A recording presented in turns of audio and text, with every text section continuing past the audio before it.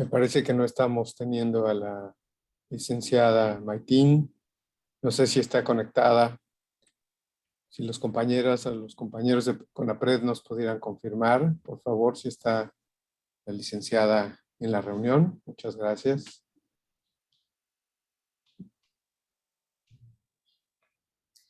Continuando con el programa, en el marco de la celebración del Día Mundial y Nacional para la Prevención del Suicidio y con la finalidad de cumplir con el lema establecido este año, crear esperanza a través de la acción, hemos organizado esta capacitación para crear conciencia y sensibilizar sobre el consumo de alcohol, tabaco y otras drogas como una de las principales causas relacionadas al suicidio. Es tan relevante esta dinámica para la Oficina de Fortalecimiento Emocional del Ministerio de Seguridad Pública, el cual quisimos contar con un especialista en tratamiento de la sección de reducción de la demanda de drogas de la Comisión Interamericana para el Control del Abuso de Drogas de la OEA y así obtener la capacitación de alto impacto que cada estamento merece. A continuación, lectura de la hoja de vida del Dr. José Luis Vázquez. El Dr. José Luis Vázquez Martínez es médico mexicano, egresado de la Facultad de Medicina de la UNAM, con especialidad médica en el tratamiento de las adicciones y maestría en prevención integral del consumo de drogas por parte de la Universidad Veracruzana. Se desempeñó como parte del equipo de la Dirección de Salud Mental y Prevención de Accidentes del Instituto de Seguridad y Servicios Sociales de los Trabajadores del Estado, ISSSTE, y fungió como subdirector en la Conferencia Nacional contra las Adicciones CONADIC. El doctor José Luis Vázquez es médico psiquiatra. Desde el año 2012 colabora como especialista en la Unidad de Reducción de la Demanda de Drogas de la Comisión Interamericana para el Control de Abuso de Drogas (CICAD). Ha participado en diferentes publicaciones especializadas, es parte del equipo académico de la especialidad médica en tratamiento de las adicciones que se imparte en centros de integración juvenil y tutor de cursos especializados en modalidad virtual. Sin más preámbulos, damos inicio a la capacitación sobre prevención del suicidio frente al alcohol, tabaco y otras drogas. Agradecemos a los participantes mantener sus cámaras encendidas. Doctor Vázquez, bienvenido. Muchísimas gracias por esa presentación. Muchas gracias por la bienvenida a Panamá. Aunque sea virtualmente, para mí siempre es un gusto estar con ustedes el día de hoy. Y, por supuesto, muchísimas gracias a la palabra del ministro, sobre todo por la relevancia del tema, por la necesidad de atender esta problemática el día de hoy. Y por supuesto a todas las personas que se están conectando desde diferentes lugares. Vemos muchos saludos desde diferentes zonas y lugares de Panamá. Eso me da mucho gusto y nos da mucho gusto. También agradecemos muchísimo a CONAPRED la posibilidad de establecer este vínculo, porque nuestra contraparte en Panamá es CONAPRED específicamente, y agradecemos enormemente la posibilidad de invitarnos, de estar participando el día de hoy. Y bueno, voy a compartir con ustedes algunas ideas generales y una presentación que vamos a hacer en relación a la temática del consumo de sustancias, la prevención del suicidio, lo que existe, lo que está disponible. Como se imaginarán, es un tema en el que se sigue investigando muchísimo al respecto, pero bueno, es muy importante que cada vez tengamos más información, y sería también muy valioso, además de los saludos tan agradables que están colocando en el chat, si pudieran poner algunos de ustedes los perfiles profesionales para que yo vaya viendo también un poco si el grupo de las personas que nos está escuchando el día de hoy cuáles son estos perfiles profesionales, si hay profesionales de la salud mental, profesionales generales, técnicos, sobre todo para entender un poco y al momento de las preguntas y respuestas que podamos tener más información relevante para ustedes, dependiendo del ámbito en el que se desarrollen. Si ustedes están a cargo de brindar servicios de atención en salud mental como personal de psicología, de psiquiatría, de enfermería, de trabajo social, de medicina, pues es muy diferente las actividades y las cosas que pueden desarrollar si son de otro perfil profesional, por ejemplo, personal administrativo, porque algo que es muy importante y es muy necesario entender es que todas las personas tenemos un papel que jugar en este fenómeno de la prevención del consumo de sustancias y la prevención específicamente de suicidio en particular. Y cuando ambos fenómenos se conjuntan o existen de manera paralela o común en una sola persona, pues lógicamente que ahí es a donde puede haber una serie de problemáticas que potencian las consecuencias negativas en ese sentido. Ya estamos viendo aquí en el chat que hay trabajo social, psicología, muchísimas gracias. Muy importante tener todo esto para trabajo social, qué bueno que hay tanta presencia de contacto directo con la comunidad, porque precisamente son ustedes quienes están al frente de los servicios, la cara pública de las instituciones, que está en contacto con las personas. Ustedes son quienes realmente tienen un papel preponderante, determinante, un papel fundamental en el momento de establecer qué es lo que se puede hacer, cuáles son las intervenciones que pueden ser útiles y que pueden servir. Pero lo más importante también de todo es estar muy pendientes, monitoreando, escuchando, estar abiertos, estar al tanto de cuál es la situación, de cuál es el estatus de las personas que están a nuestro alrededor. En muchas ocasiones el día a día o la cotidianidad, el trabajo, las cosas que suceden en nuestro trabajo cotidiano, pues nos abruman y olvidamos las cosas básicas, las cosas importantes asociadas, por ejemplo, a estar escuchando a las personas que nos rodean, pero no solamente escucharles por los chistes que nos cuentan o por los buenos momentos que nos hacen pasar, sino escucharles también por lo que dicen, por las cosas que expresan. Y a veces lo que dicen refleja condiciones que son profundas, ¿no? Yo puedo hablar diciendo que pues no me siento bien, o siento que no valgo, o siento que a nadie le importo.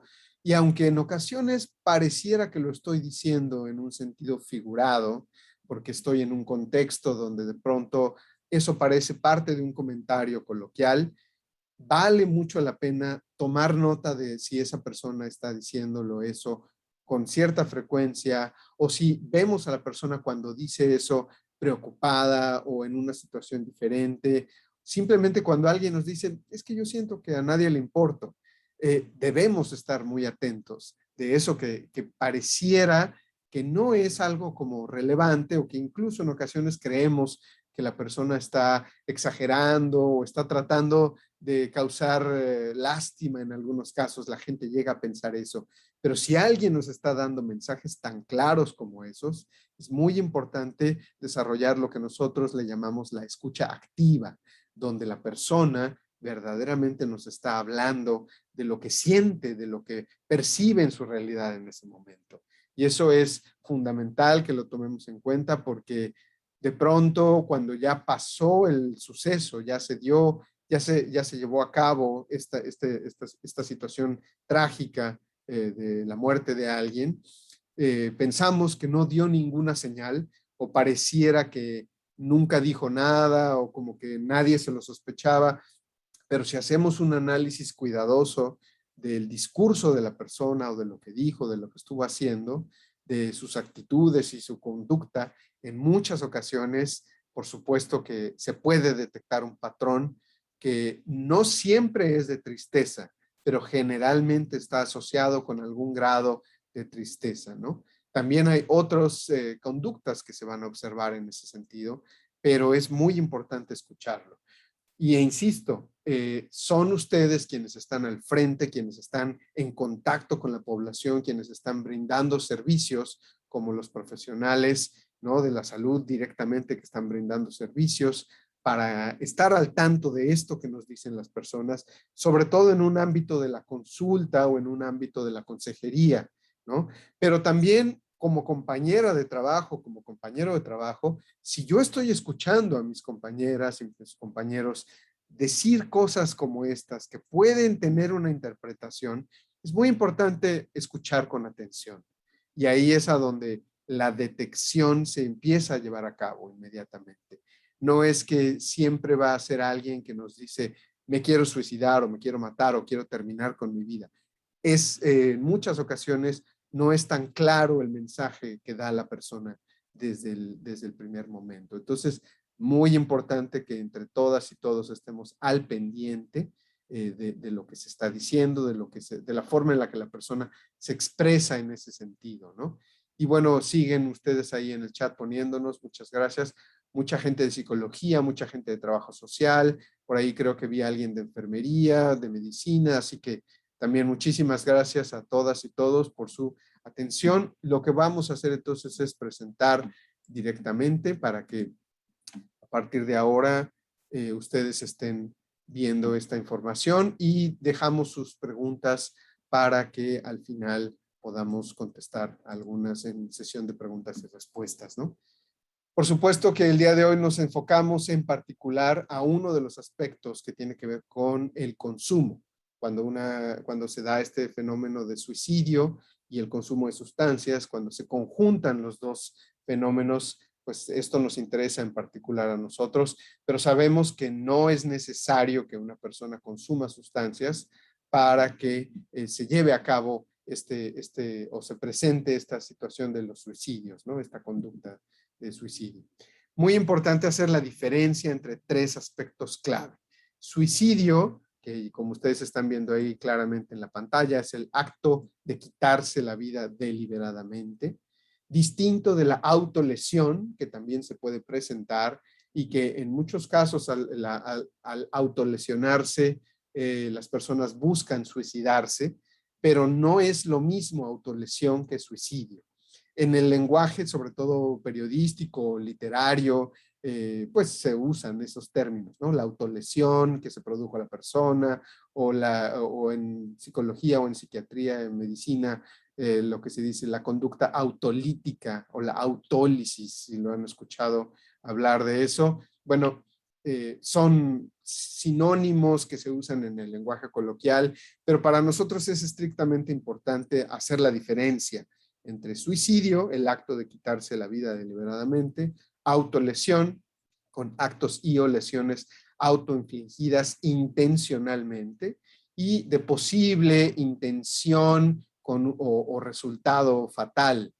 Y lo que se conoce hoy en día como suicidalidad, que es a esto que le denominamos el continuo, ¿no? Una persona no tiene el mayor riesgo de suicidio inmediatamente, sino que va transitando por un proceso, hay un gradiente, hay un fenómeno que se presenta en diferentes momentos, con diferentes grados, ¿no?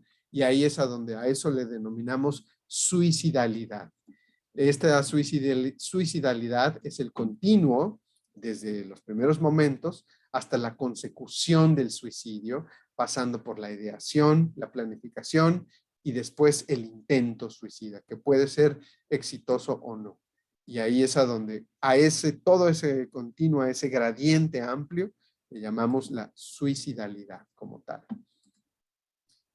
El tema de suicidio es muy importante, tan importante que a nivel mundial la Organización Mundial de la Salud y la Organización de Naciones Unidas lo han incluido como parte de los Objetivos de Desarrollo Sostenible en el área de salud y bienestar.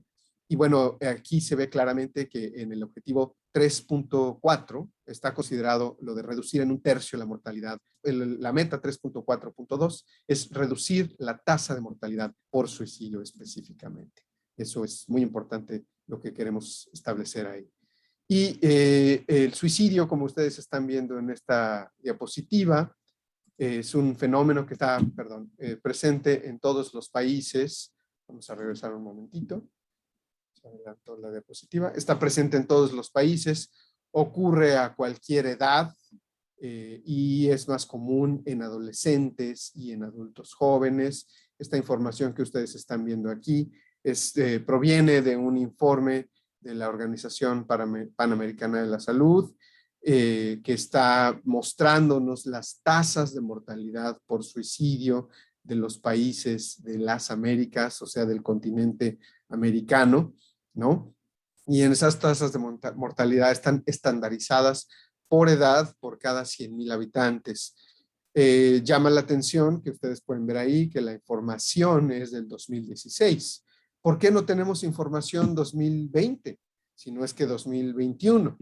Bueno, en realidad en los países existe todavía mucho estigma asociado al fenómeno de suicidio y la conducta suicida, y por eso mismo los sistemas de información y por otras razones, por supuesto, las dificultades típicas asociadas a las debilidades de los sistemas contribuyen también, pero en buena parte el estigma que rodea la enfermedad mental y el estigma que rodea el hecho de, o el fenómeno del suicidio hace que tampoco tengamos información confiable, actualizada y suficiente en todos los países en general, ¿no? En algunos de los países se registra con mayor eficacia o con mayor detalle, pero en general, pues la información sigue siendo escasa, sigue siendo necesaria tenerla con más detalle y pues que en general está desactualizada a nivel nacional.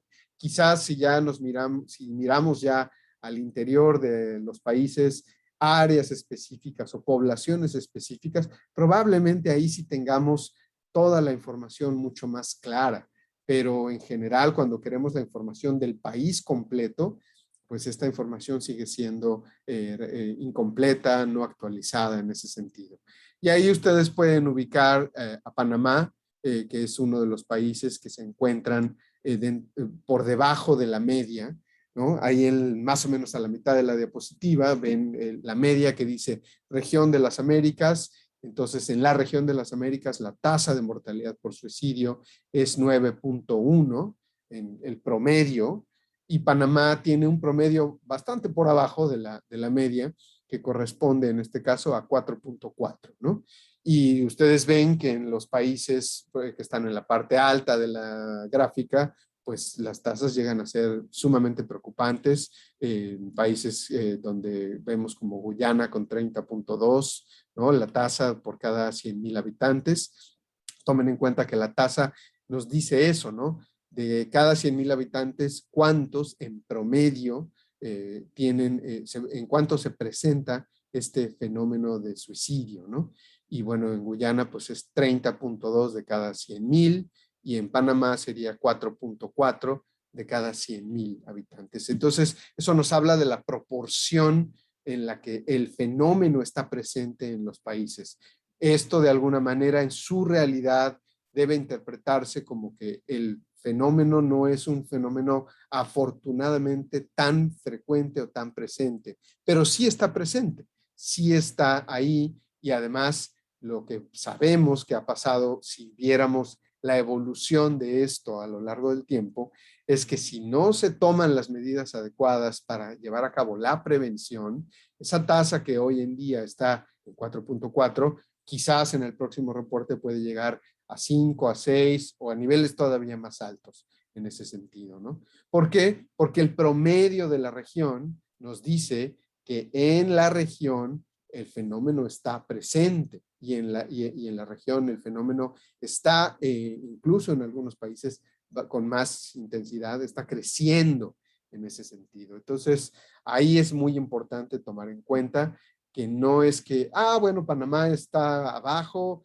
no hay que hacer caso, no hay que hacer nada, incluso hay que celebrar. No, no es así. Hay que tomar en cuenta qué podemos seguir haciendo para que las cosas estén mejor en ese sentido, ¿no? Entonces, por ahí es muy importante revisar toda esa información directamente.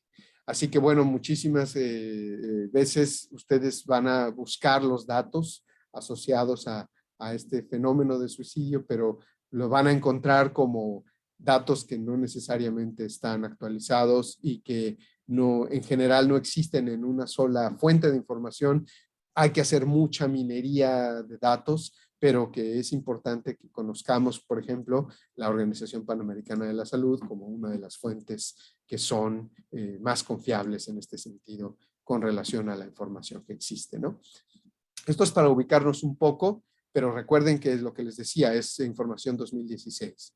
Ahora, acá también hay otra manera de medirlo que es un poquito más abstracta, por así decirlo, pero ¿Qué significa esto? Bueno, aquí ustedes pueden acordarse de los calendarios que tienen en casa, si es que todavía están así, ¿no? En México, mi mamá, mis abuelos, siempre tenían colgado en la cocina un calendario al que a cada día que pasaba le arrancábamos una hoja, ¿no? Probablemente en las casas de ustedes también hay algunos calendarios así. Si ustedes el día de hoy arrancan el calendario y hoy están saludables, pues ese día es un día vivido con salud. Pero si el día de mañana arrancan la hoja del calendario y ustedes están enfermos por cualquier cosa o tienen alguna condición de salud, ese día en el que arrancan la hoja y están enfermos es un día vivido con mala salud en ese sentido, ¿no? O es un día que ustedes ya no están viviendo con buena salud. O sea, nosotros les llamamos a esos días días vividos en enfermedad o días vividos con discapacidad, dependiendo de cuál sea la causa que les está produciendo a ustedes un malestar, ¿no? En ese sentido. Entonces piensen que, por ejemplo, una persona que está sufriendo o viviendo una condición de trastorno mental, si esa persona, sus días diferentes a los de ustedes, cuando esa persona arranca o toma la hoja del calendario para pasar al día siguiente, esa persona con un trastorno de salud mental, sus días son diferentes a los de ustedes y está viviéndolos en una condición de salud distinta. Si sumáramos, si juntáramos, si colectáramos todas las hojas de esos calendarios que las personas sin una buena salud o viviendo con alguna enfermedad las van juntando, se les hacen montones o bonches o se van amontonando, ¿no? Esas hojas de los días vividos en enfermedad o en discapacidad, ¿no? Todo eso se suma, se hacen algunas estimaciones, se suma y se obtiene lo que ustedes están viendo ahí en la pantalla, que son los mapas del porcentaje de años de vida saludable desperdiciados, ¿no? Y en ese sentido es la forma de interpretarlo, ¿no? Si ustedes tienen en sus calendarios varios días acumulados de enfermedad, a lo largo, conforme pasen muchos días acumulados de vividos en enfermedad o con discapacidad, esos días se van haciendo años y de esos años al final los sumamos en muchísimos y todos esos años tienen un total en un periodo específico. ¿Qué es lo que ustedes están viendo ahí? El porcentaje de cada uno de los países de total de años de vida no saludable de sus poblaciones.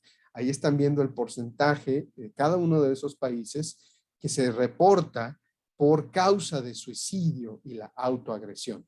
Si una persona se suicida, pues lógicamente ya no va a llegar al día siguiente a arrancar ese calendario, ¿verdad?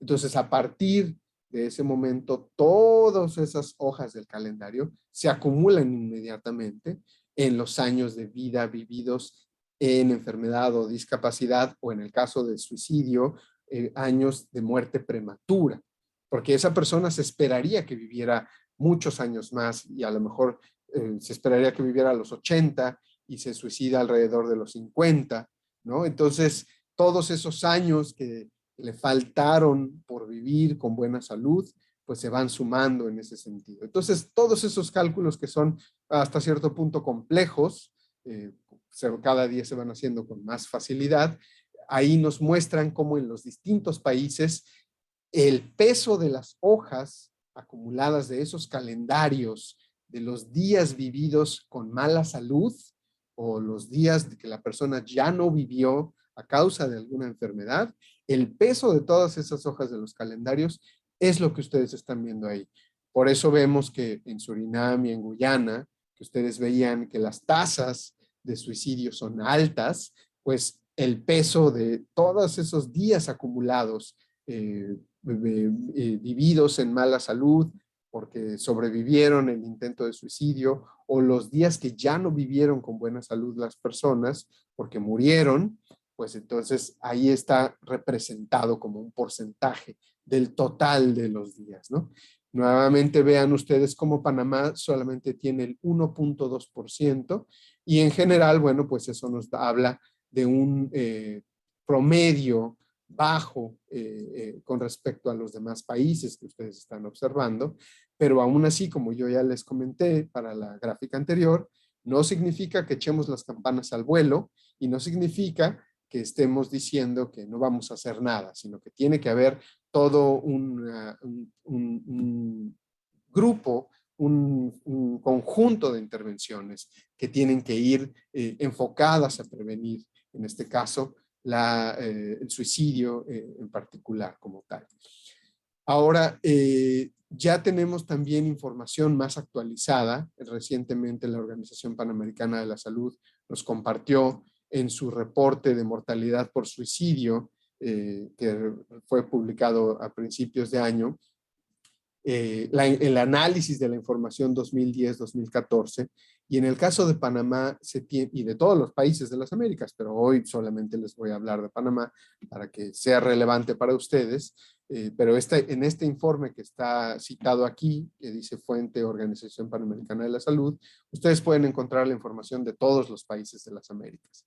Pero en el caso de Panamá, vean cómo los métodos son importantes. Y ustedes pueden ver que para ambos sexos, para hombres y mujeres, el método más utilizado representa asfixia. ¿Eso qué nos dice? Que la gente no está utilizando tanto, por ejemplo, armas de fuego, ¿no? Sino que está utilizando métodos que sí son letales, de alta letalidad, como es la asfixia, pero que son métodos que son accesibles para cualquier persona. Si nosotros viéramos que el arma de fuego está en el 90% del método de suicidio, pues entonces ahí habría que hacer alguna recomendación para controlar, por ejemplo, el acceso a las armas de fuego, ¿no? Que no es algo que simplemente está tan fácilmente disponible para toda la población. Pero como método de asfixia, pues las personas generalmente utilizan el ahorcamiento, ¿no? Y entonces ahí es algo que prácticamente con cualquier instrumento que muchas personas tienen a la mano pueden llevar a cabo este intento de suicidio y en muchas ocasiones lo logran, porque vean cómo la diferencia por los métodos pues es muy, muy, muy importante, ¿no? Y en ambos sexos, tanto en hombres como en mujeres, es el método más utilizado. Después de ahí, ¿qué es lo que también está disponible para las personas a la mano? Pues los productos químicos, como lo que tienen en casa, ¿no? Por eso después viene como otro porcentaje muy importante el envenenamiento con productos químicos como método de suicidio.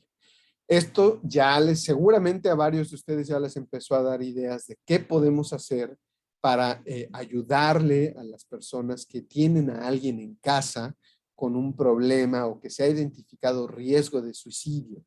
Inmediatamente tratar de limitar, por ejemplo, el acceso a los productos químicos potencialmente letales, ¿no? Cloro, sosa, cualquier cosa que sea abrasivo, cáustico, debiéramos tratar de limitar el acceso. El mismo veneno para roedores, el veneno para los insectos, ¿no? Los productos de fumigación, todo eso, ¿no? Eso tenemos que evitar que las personas con riesgo tengan acceso directamente a estos materiales, ¿no? Y bueno, en el término de la asfixia, pues de la misma forma, pues tratar en la medida de lo posible. Es muy difícil limitar todas las cosas con las que una persona puede llegar a utilizar algo para ahorcarse, pero tratar de estar siempre pendientes, sabiendo que esto es lo que sucede. Entonces, las recomendaciones, si tenemos a alguien en casa o identificamos a alguien con riesgo de suicidio, tratar de que estén lejos de estos métodos para llevar a cabo el intento como tal, ¿no? Por supuesto, vienen otros métodos que son menos utilizados, pero que también es importante llevar a cabo intervenciones en ese sentido.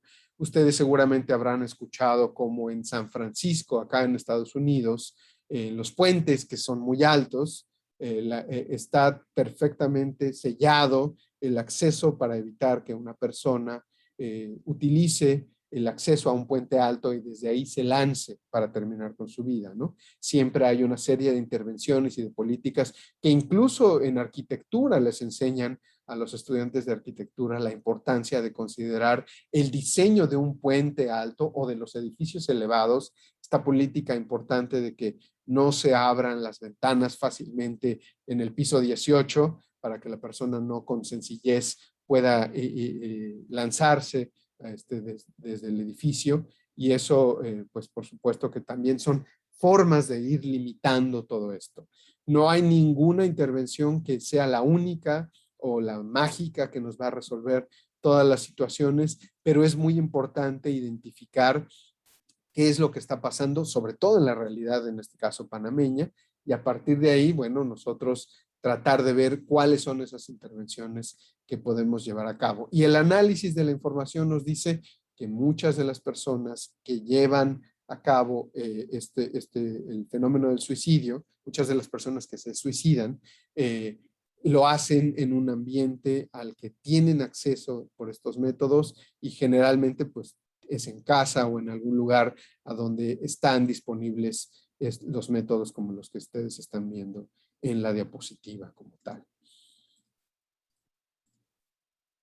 Recuerden que también si tienen ahí después sus preguntas, las vamos a ir dejando para el final, ¿no?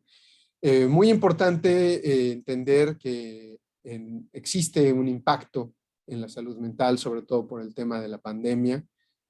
Pues hoy en día a muchas personas les ha causado distintos problemas de salud mental el fenómeno de la COVID, la pandemia por COVID, incluyendo el miedo a infectar o la pérdida de una persona en la familia, y eso por supuesto que también genera duelos y problemas emocionales, mentales de diferentes tipos.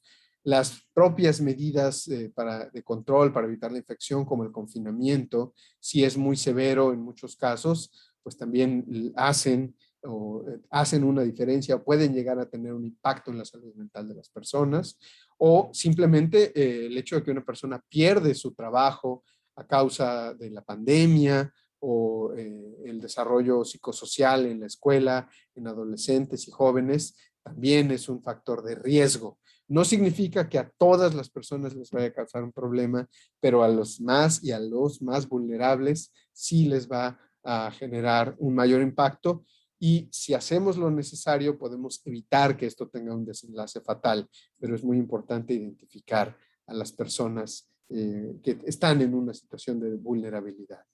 Ahora, hay muchos factores que determinan esta problemática en cuanto a suicidio.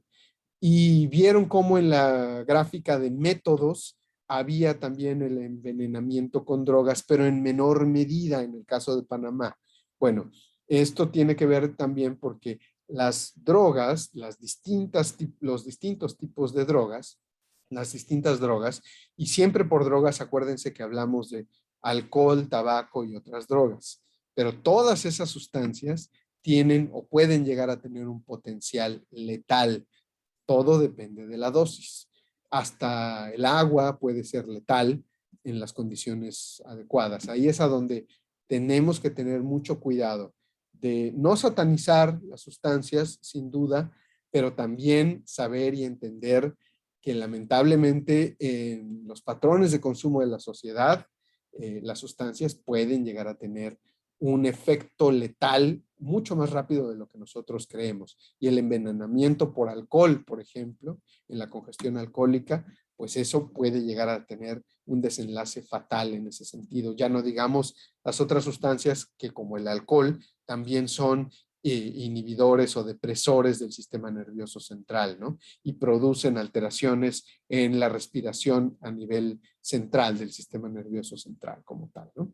Entonces, bueno, la Organización Mundial de la Salud en esta diapositiva nos habla de todas las cosas que se interconectan y nosotros le llamamos a esas cosas los determinantes sociales, para producir una enfermedad, por ejemplo, ¿no? La dependencia de alguna de las sustancias o la enfermedad asociada a trastornos mentales. Y tenemos que considerar que no todas las personas viven sus enfermedades de la misma forma. Depende mucho, por ejemplo, en el caso del consumo de sustancias, depende mucho del tipo de sustancia, de la frecuencia, de la vía por la que se administra. Depende mucho del contexto y la posición socioeconómica de esa persona, su grado de si es una persona pobre o en grado de miseria, dependiendo de sus ingresos, por ejemplo, va a ser muy diferente la forma en la que esa persona puede hacerle frente a los problemas que le aquejan, ¿no? También es muy importante entender cuál es la exposición de esa persona a los problemas a los que se está enfrentando, el grado de exposición, cuáles son las consecuencias que se tienen en la salud y las consecuencias sociales, y al mismo tiempo las diferencias individuales en la vulnerabilidad.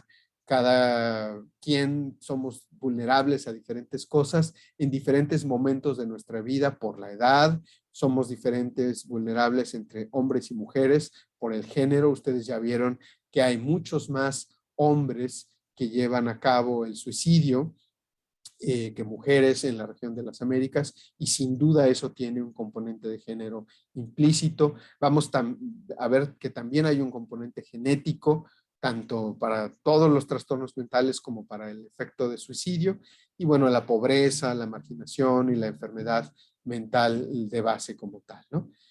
En ese sentido. Bueno, en el caso genético,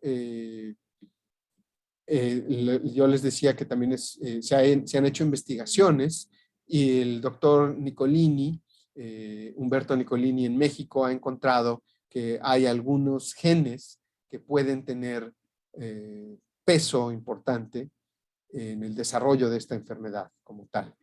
Pero tomen en cuenta que solamente son formas de identificar las problemáticas. No significa que por el hecho de que esté presente ese gen o esas alteraciones en los genes, las personas van a desarrollar la problemática. No necesariamente es así. Es muy importante entender que son factores de riesgo, como ya dijimos. Si tenemos una persona que se identifican estos genes, hay un mayor riesgo, pero no necesariamente todas las personas que tienen estos genes van a terminar con el suicidio, suicidándose, por ejemplo, ¿no?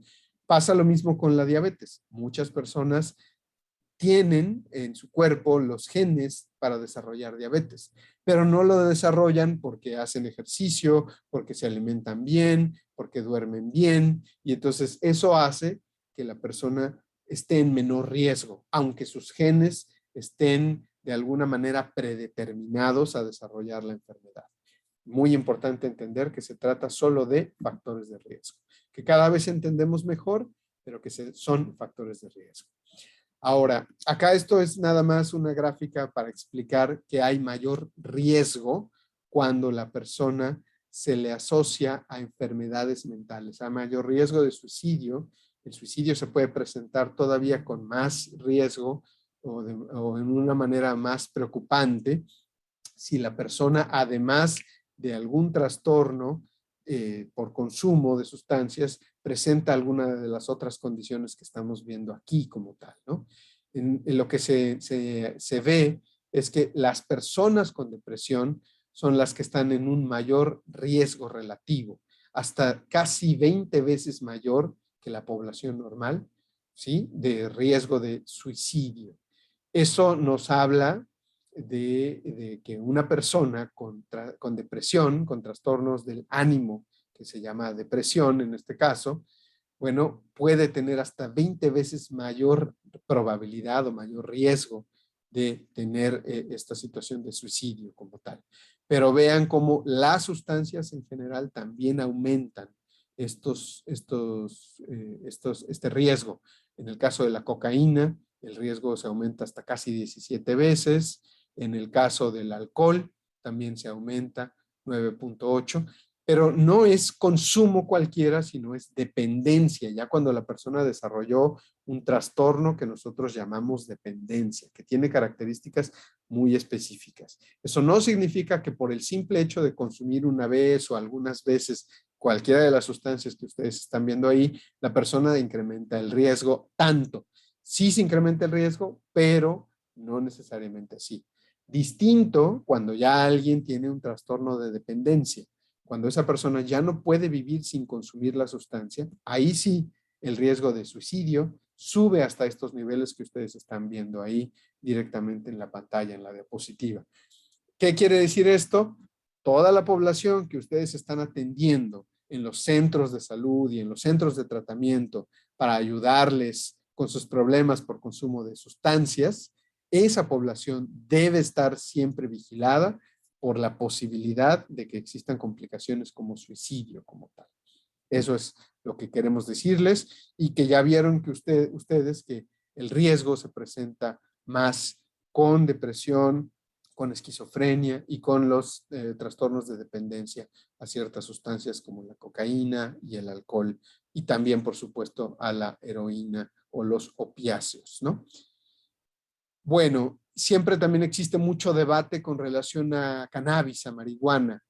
Sigue habiendo investigaciones, el consumo de cannabis, el consumo de marihuana. En algunas investigaciones sí se ha encontrado que hay relación del consumo. Vean como una investigación realizada en el 2019 o publicada en el 2019 encontró asociación de consumo alguna vez en la vida e intento de suicidio, perdón, hasta 2.3 veces más en la población adolescente de 12 a 15 años de 21 países. Esta publicación utilizó o analizó los datos de casi 87,000 adolescentes de 21 países.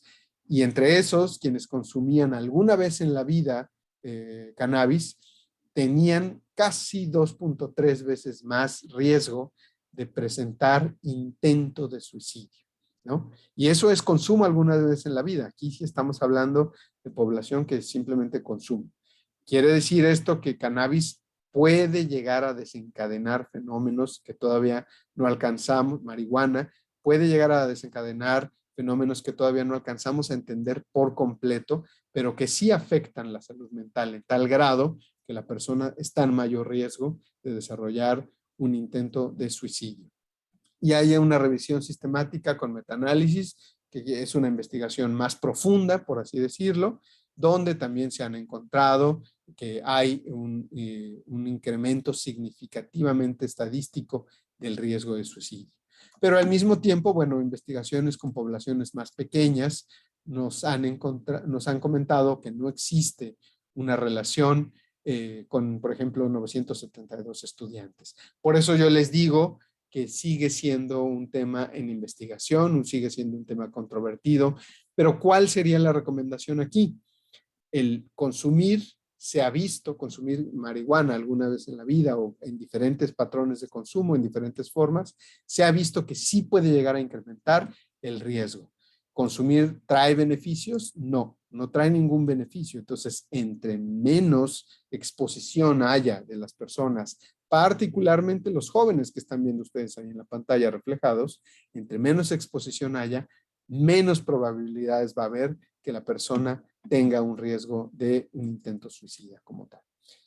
¿Qué tenemos nosotros para responder? Tratamiento, para empezar, tal como lo define la Organización Mundial de la Salud. El tratamiento de los trastornos por consumo de sustancias y el tratamiento de salud mental, pues es un proceso que comienza, un proceso grande, amplio, que comienza, por ejemplo, para sustancias, cuando los usuarios de las sustancias psicoactivas entran en contacto con alguien que les está dando servicios de salud o sociales. Y este proceso puede continuar a través de una sucesión de intervenciones concretas hasta que se alcanza el nivel de salud y bienestar más alto posible.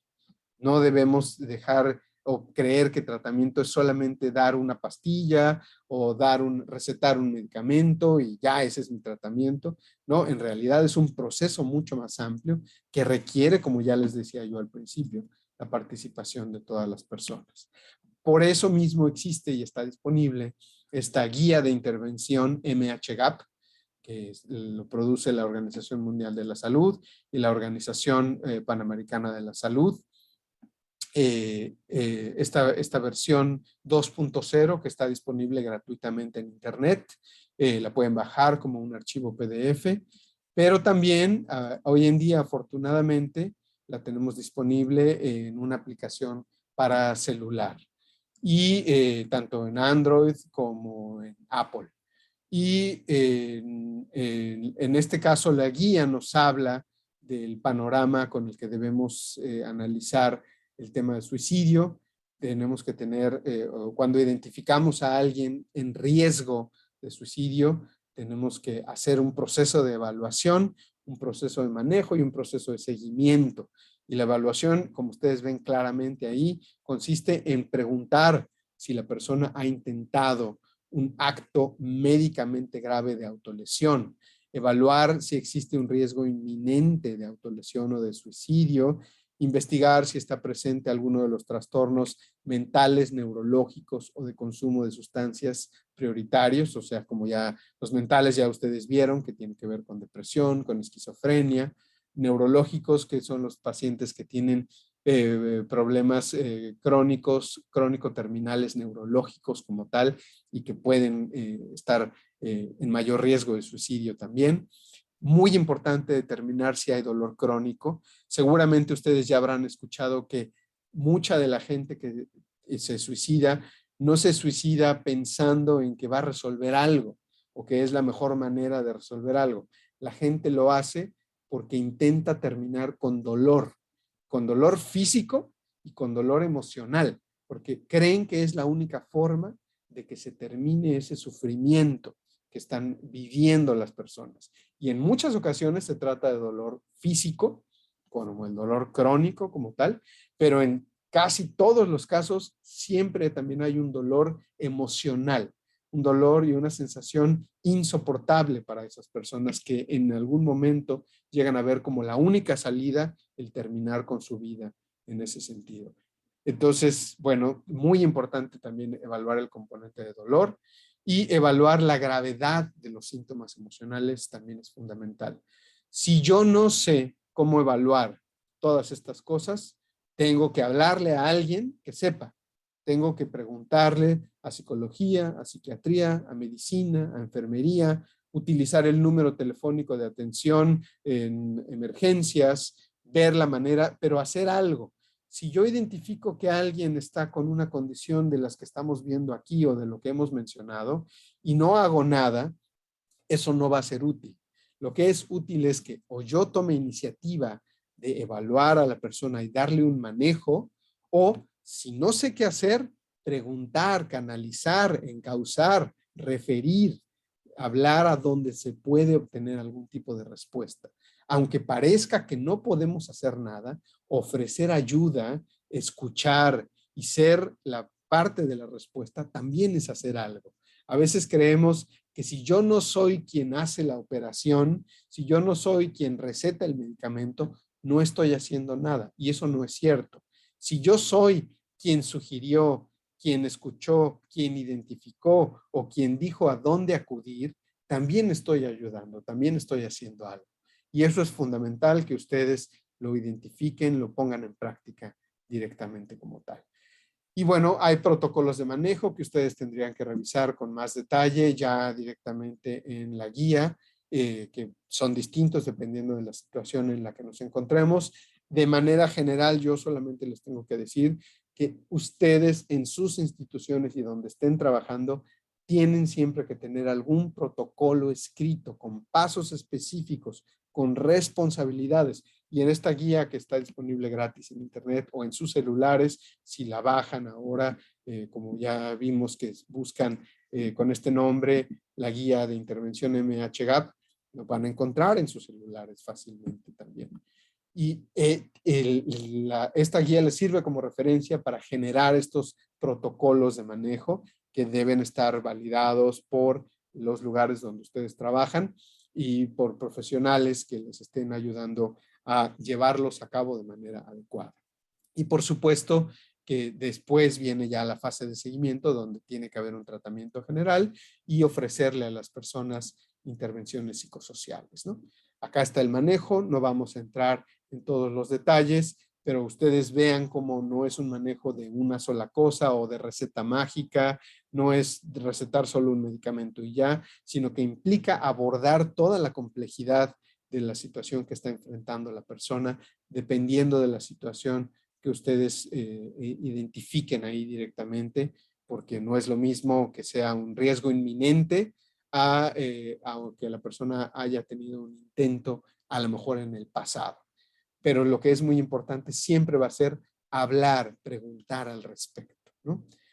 Bueno, aquí ven ustedes cómo está disponible la aplicación para los celulares y la aplicación se ve así, más o menos así como ustedes lo ven en sus celulares, cada uno de los capítulos. Insisto, no tiene costo, está en español. Cada uno de los capítulos de manejo de los trastornos de salud mental están ahí disponibles e incluso la Organización Panamericana de la Salud tiene un curso en su aula virtual específico sobre salud mental, sobre prevención del suicidio, que les puede ser muy útil, que obviamente toma mucho más tiempo que lo que vamos a conversar el día de hoy, algunos meses, y si lo toman, pues por supuesto que va a ser importante y útil que ustedes lo tengan como una herramienta, como parte de las cosas con las que pueden responder ustedes. Y vean cómo la aplicación les da dando todas las pistas y las pautas para identificar, evaluar a la persona con este riesgo de suicidio y a partir de ahí también saber qué es lo que podemos hacer directamente por ahí. Hoy en día con la pandemia, bueno, también hay otros materiales que se han generado, sobre todo porque las condiciones son completamente atípicas, son completamente diferentes. Y por ejemplo, el gobierno de Chile generó esta guía de prevención del suicidio en tiempos de COVID y nos da claramente ejemplos de factores de riesgo y problemas asociados que tenemos que identificar hoy en día por la pandemia, donde a veces no le habíamos prestado tanta atención a estas cosas que están aquí planteadas o plasmadas, pero que es muy importante prestarles atención. Los pensamientos negativos o pesimistas sobre el futuro es un factor de riesgo de suicidio. Menor acceso a distracciones y actividades placenteras también es un factor de riesgo. Desesperanza por pérdida de la fuente laboral, de lo que yo les hablaba, disminución de los ingresos o inestabilidad económica, duelo por fallecimiento de ser querido, dificultades académicas, falta de apoyo social, la persona se queda aislada, ya sea porque no lo pueden ver, porque está en un lugar donde hay muchos contagios o está en otra ciudad o en otro país, ¿no? Y también la interrupción o discontinuidad en el tratamiento por trastorno de salud mental directamente. ¿Qué pasa con las personas que se les acabó el medicamento y que tienen una condición de salud mental, de depresión, por ejemplo, y que el medicamento no está disponible o que no hay manera que vayan a recibir su nueva receta o a resurtir su medicamento? ¿Qué pasa con las personas que dejaron de ir a sus terapias psicológicas, a sus grupos de ayuda? Todo ese apoyo que se perdió por la irrupción de la pandemia, bueno, todo eso también son factores de riesgo que tenemos que identificar y claramente buscar la manera de tratar de llegar a paliar o disminuir estos factores de riesgo como tal. Este es el curso del que ya les hablaba dentro de la Organización Panamericana de la Salud, el aula virtual. Ustedes la pueden encontrar fácilmente así, Campus Virtual de Salud Pública, este curso, Prevención de la Autolesión y el Suicidio, Organización Panamericana de la Salud, gratuito, también se pueden registrar. Y bueno, ahí mi amiga, la doctora Claudina Cayetano, ha estado actualizando el contenido de este curso, disponible también en español y en inglés, para quien quiera tomarlo en inglés y si lo quisiera así directamente, ¿no? Con la conmemoración del día de hoy, también la Organización Panamericana de la Salud está generando esta guía que se llama Vivir la Vida, que es la guía de aplicación para la prevención del suicidio en los países, donde por supuesto que es una guía muy amplia, no es una receta de pasos específicos, sí incluye pasos específicos, pero es una guía que también aborda las políticas públicas, por ejemplo, en ese sentido. Y bueno, es muy importante saber cuáles son todos estos recursos que están ahí disponibles, que ustedes tienen. Y en internet, en YouTube en específico, aquí en esta dirección, no pretendo que la copien y que se las puedo colocar en el chat directamente, pero en esta dirección pueden encontrarlo o buscarlo como tal directamente desde el gobierno de Chile. Se han hecho varias pláticas en tiempos de pandemia y esta se hizo para público en general de cómo podemos prevenir el suicidio durante la pandemia. Es una plática de 1 hora y media más o menos con una especialista que tiene una fundación dedicada a la prevención del suicidio y a cómo hablarle a las personas, particularmente a las personas jóvenes, porque toda esta fundación surge a raíz del suicidio de un joven muy representativo en la vida de su fundadora. Y bueno, pues esta plática también se las recomiendo mucho que la busquen en YouTube, en español, gratuito. Está en chileno, por supuesto, pero entendible para todas y todos ustedes. Sin ningún problema. Y lógicamente, pues hay más y más recursos. Solamente estos son algunos de los que yo les traje para que ustedes los comentáramos el día de hoy como tal. Y bueno, veo en el chat varios comentarios. Muchísimas gracias. Vamos también a dejar la oportunidad de que algunas y algunos puedan abrir sus micrófonos si quisieran hacerlo. Lo que vamos a hacer ahora es que si alguien tiene alguna pregunta o comentario, vaya levantando la mano, y levantar la mano en Zoom, acuérdense que no significa ponerlo frente a la cámara porque no los podemos ver a todos. Acuérdense que en Zoom significa hacer clic en el botón que dice raise hand o levantar mano, dependiendo de si su Zoom está en inglés o en español. Y vemos como Carmen Chan tiene la mano levantada, así que Carmen, si quieres hacer tu pregunta o comentario, tienes abierto el micrófono. Sí, buenas. Carmen Chan de Servicio Nacional de Frontera.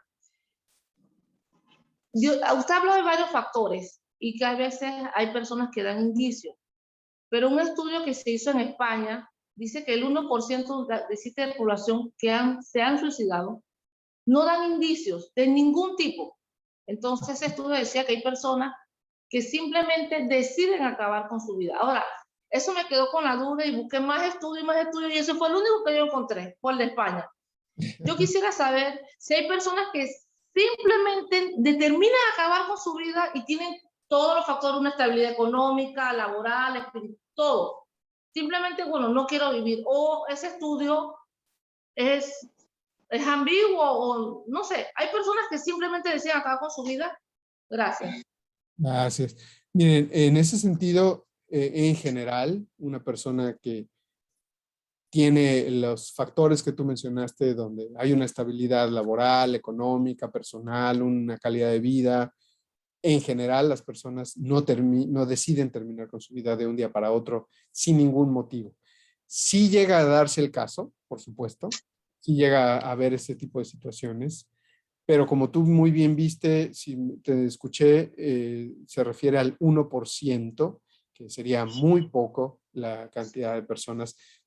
Probabilidades existen siempre, pero date cuenta como probablemente en ese estudio o en cualquiera de los otros estudios que tú busques hoy en día, más de la mitad, mucho más de la mitad de las personas que se suicidan tienen alguna causa claramente identificada. Y esa causa generalmente está asociada a trastornos mentales o a problemas muy serios, ¿no? Como ya vimos socialmente económicos o de otro tipo, ¿no? Vivir bullying constantemente, vivir discriminación, rechazo constantemente también es otro factor que puede de alguna manera estar bueno, generando conflictos en ese sentido. Entonces, sí se pudiera llegar a dar, pero vamos a considerar que son los muchos menos casos posibles en ese sentido. Entonces, mi recomendación siempre es pensar más bien en la gran mayoría de las otras personas que lamentablemente por sus condiciones, por sus factores de riesgo asociados, están en mayor riesgo de desarrollar esta problemática. Ahí es a donde también tenemos que poner el foco, ¿no?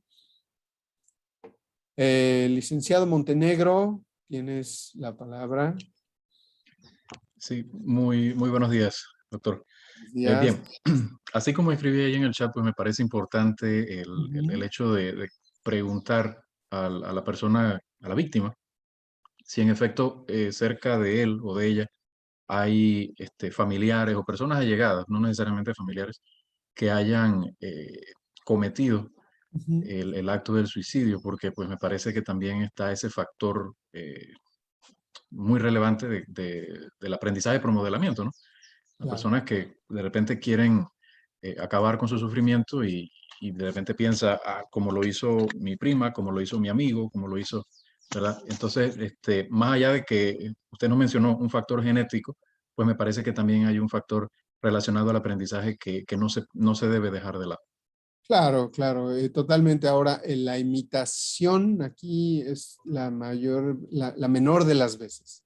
La mayor de las veces, lo del factor genético, como les dije, es solamente porque son investigaciones en las que se han encontrado mayor riesgo. Ni siquiera es determinante en ningún momento, ¿no? Tomar en cuenta, por favor, que no necesariamente el hecho de que la persona presente estos genes de alguna manera lo van a determinar.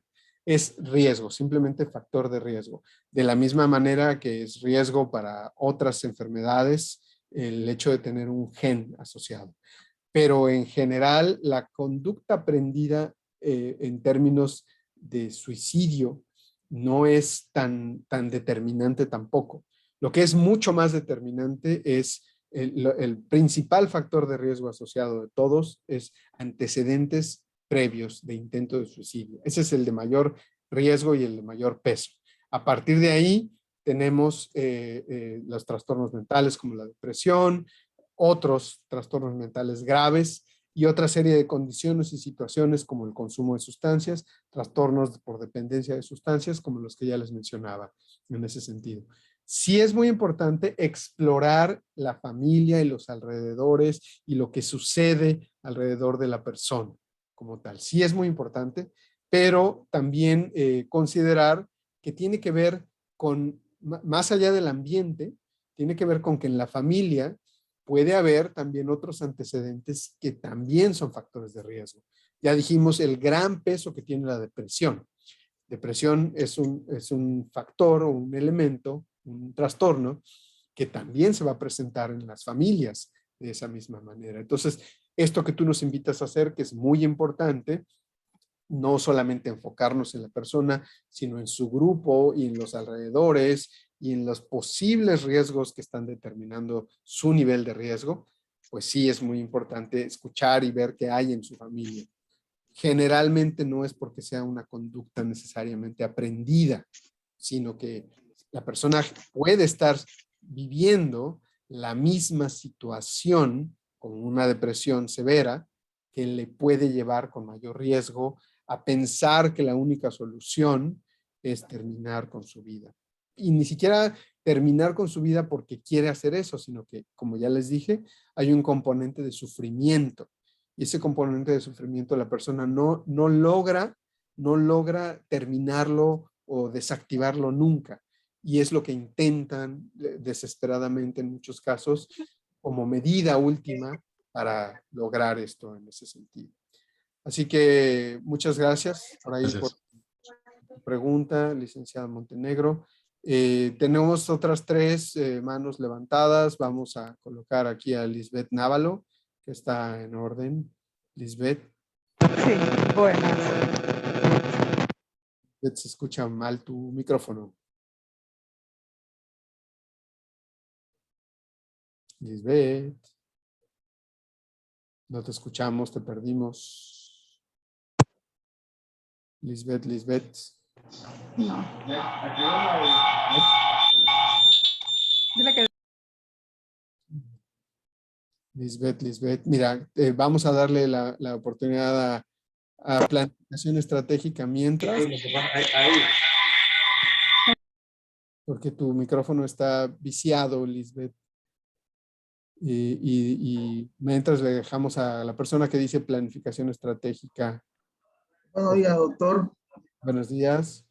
Sí, en esta ocasión, la Dirección de Planificación Estratégica, Teniente Ábrego, una consulta. A lo largo de nuestra carrera, nosotros vivimos diferentes situaciones, ¿verdad? Escenas de sangre, suicidio. Entonces, he visto muchos compañeros que dentro de sus servicios han tomado esa decisión de quitarse la vida, ¿verdad? ¿Y? Estos serían factores determinantes para que tomen esa decisión, o en realidad necesitamos, después de ciertas situaciones, tomar algún tratamiento para borrar de nuestro cerebro o subconsciente esas escenas. Bueno, cuando una persona está expuesta a una situación de trauma psicológico o una situación traumática, lo que se necesita es trabajarlo con psicoterapia. No hay forma de borrar las escenas, no se van a borrar, pero lo que sí sucede, al igual que cuando vivimos o sufrimos la pérdida de un ser querido, la muerte de algún familiar, no es que podamos eliminar el recuerdo del familiar o eliminar el recuerdo de su muerte, pero lo que sí podemos hacer es trabajarlo alrededor. Ustedes seguramente tienen o han tenido alguna herida en su vida y ustedes, a partir de esa herida, su cuerpo ha producido cicatrices, ¿verdad? Bueno, en la mente sucede lo mismo. Cuando la mente se enfrenta a una situación traumática, a una herida, la mente tiene que desarrollar un proceso de cicatrización, por así decirlo, ¿no? Y eso significa que no es que sea algo negativo o nocivo, sino que es la forma que tiene nuestro cuerpo, nuestra biología de seguir adelante, tanto física como mentalmente, en el caso de las cicatrices mentales, y lo mejor es que esa cicatriz esté bien cuidada, al igual que cuando una cicatriz requiere cuidados y atención física, cuidados de enfermería, cuidados de medicina, mantener limpia la herida, mantenerla seca, que no se complique. Entonces, mentalmente necesitamos lo mismo. El elemento de psicología o de psiquiatría que nos ayuda a procesar, a vivir, a trabajar esas vivencias que tienen un impacto emocional negativo en la vida de nosotros como tal.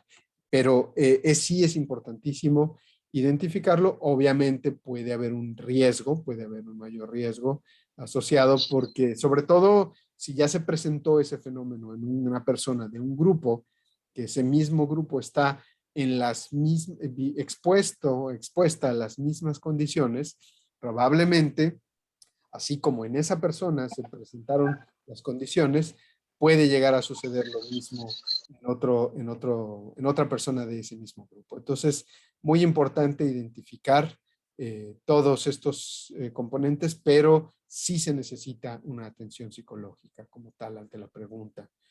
Muchas gracias. Y tenemos a Migración Academia. Gracias, doctor.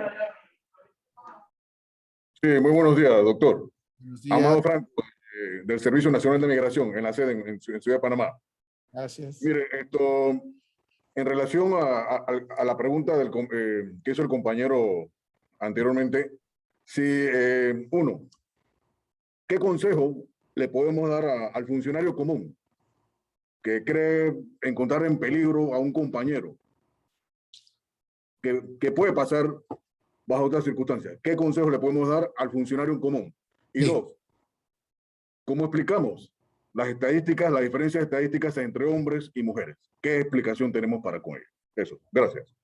Sí, no, bueno, excelentes preguntas. Lo primero es que, ¿qué podemos hacer? Como ya dijimos, dependiendo de cuáles son mis capacidades, ¿no? Si yo soy de infantería, pues tengo capacidades distintas a si soy de aviación, ¿no? Entonces, pero todos podemos hacer algo. Lo que cualquier persona, por más o menos entrenamiento que tenga en ese sentido, cualquier persona lo que puede hacer es acompañar, escuchar y buscar asegurar que la persona llegue a donde tiene que llegar para obtener la ayuda disponible. Si yo identifico a alguien que parece que está en ese riesgo, lo más importante es tengo que estar junto a esa persona para acompañarle, para saber que va a estar bien, No es nada más darle la palmadita en la espalda y decirle todo bien o cualquier cosa me hablas. No, no, no. Verdaderamente estar junto a la persona, hablar, conversar, tratar de dar contención si es que sabemos hacerlo y si no, simplemente la compañía, la cercanía, la proximidad ayudan mucho en ese sentido.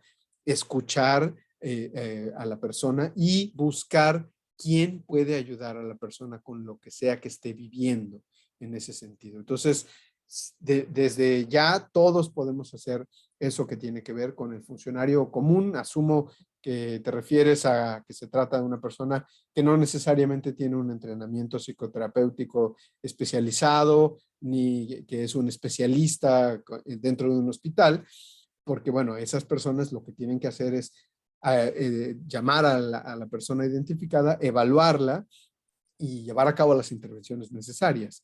Pero cualquier persona que se encuentra con alguien, un amigo, un familiar, un compañero de trabajo que se encuentra en riesgo, acercarse, estar cerca físicamente o por lo menos telefónicamente, mantener una línea de contacto y a partir de ahí tener la certeza de que la persona va a llegar a donde debe llegar para obtener su ayuda como tal directamente, ¿no? Vamos, y lo de la diferencia entre hombres y mujeres no está del todo estudiada, pero tiene mucho que ver, lamentablemente, con pues todo lo que está asociado a las creencias y a los, a los constructos sociales de hombres y mujeres, ¿no? Hombres y mujeres somos diferentes biológicamente, somos diferentes fisiológicamente, pero socialmente también nos inventamos algunas cosas como los roles de género, que muchas veces eso hace que tenga más riesgo, por ejemplo, de los métodos de mayor letalidad con los hombres, ¿no? Y bueno, pues hay muchas investigaciones al respecto. No se ha podido determinar, concluir específicamente por qué más en unos que en otros, pero sí, sin duda que es importante que entendamos que se presenta ese fenómeno de esa forma y lo tomemos en cuenta. Bueno, vamos a darle también una oportunidad a algunos de los comentarios en el chat. Hace una pregunta una persona que tiene un nombre de usuario diferente. No alcanzo a ver su nombre completo, pero dice, pregunta, ¿todos los enfermos mentales tienden a suicidarse o pensar en hacerlo? Acá dice, licenciada Maribel Pinzón, trabajadora social de migración. Bueno, no todas las personas con un trastorno mental tienden a suicidarse, no todas, pero una parte sí lo importante sí lo puede hacer y ahí es importante tratar de hacer un tamizaje, un cribado, un screening de la mayor parte de personas que puedan tener esta situación. Gracias también acá nos mandan felicitaciones y comentarios sobre la presentación. Muchas gracias. Los traumas de una persona, ¿cómo detectarlos a tiempo a nuestros compañeros? Bueno, sí, muy importante identificar que la forma o mejor dicho, muy importante mencionarles que la forma de identificar esta problemática psicológica, emocional, es escuchando a la persona, siendo empático, poniéndonos en los zapatos de la persona, sin que eso nos afecte demasiado. Si nosotros no tenemos el suficiente entrenamiento psicoterapéutico y no somos capaces de entender a la persona sin engancharnos en la situación emocional en la que se está experimentando, lo mejor es siempre recomendarle a esa persona que busque ayuda en algún lugar, ¿no? Pero para detectar cualquier problemática, lo que es necesarísimo es escuchar, estar cerca y ser empático con la persona directamente. Y preguntaban también el rango de edad de suicidio en niñas, niños y adolescentes. No está en los reportes que les compartí, no está diferenciado, pero si ven algunos estudios en varios países, sí hay rangos de edad diferentes. En adolescentes, sobre todo, se llega a identificar mayores porcentajes, sobre todo cuando esos adolescentes también combinan el consumo de sustancias como tal, ¿no? Cristian Corella, el suicidio es una patología hereditaria y si hay algún estudio al respecto, no es una patología hereditaria. Ya les mencioné yo que existen estudios genéticos que han determinado que hay mayor riesgo en algunas personas con ciertos genes, pero que esos no necesariamente determinan el hecho de que la persona va a terminar suicidándose. Simplemente es mayor riesgo. Y bueno, Lisbeth apareció de nuevo por ahí. Ojalá que su micrófono sí nos permita ahora escucharla. Lisbeth Návalo. Sí, muy buenas. Muchas gracias por la excelente capacitación. Policía Nacional, sí. Tengo dos preguntas. Me da claro de que mayor incidencia va a encontrar entre las personas que han tenido un intento previo, los trastornos y los usuarios por consumo de sustancias. Sí. Pero una de mis interrogantes era si hay alguna correlación que lo ubiquen en los primeros lugares tanto a Guyana, Surinam, Uruguay y Estados Unidos. Si dentro del estudio se ha podido determinar alguna relación entre esas. Esa era una de las preguntas. Y la segunda es que si cuando hablamos de las personas que han por el envenenamiento de drogas, solamente se va encausada a las personas que han intentado suicidarse o también a aquellos usuarios que consumen y por el mismo consumo han perdido la vida. Esas eran las dos preguntas. Sí, gracias. No, mira, gracias también por tus preguntas, muy importante. El estudio que les mostré de los reportes de suicidio en las Américas de la Organización Panamericana de la Salud son solamente estudios observacionales, no hacen ninguna correlación de ningún tipo y no, las bases de datos no están diseñadas para hacer asociaciones o correlaciones, ¿no? Y la metodología es solamente reporte de información. Son estadística descriptiva como tal, de los elementos más básicos. Y eso tiene que ver porque los sistemas de información están configurados así y no es que haya un sistema de información específico para el caso de suicidio, lamentablemente, ¿no? Entonces, por lo mismo no contamos con toda esa información que quisiéramos tener.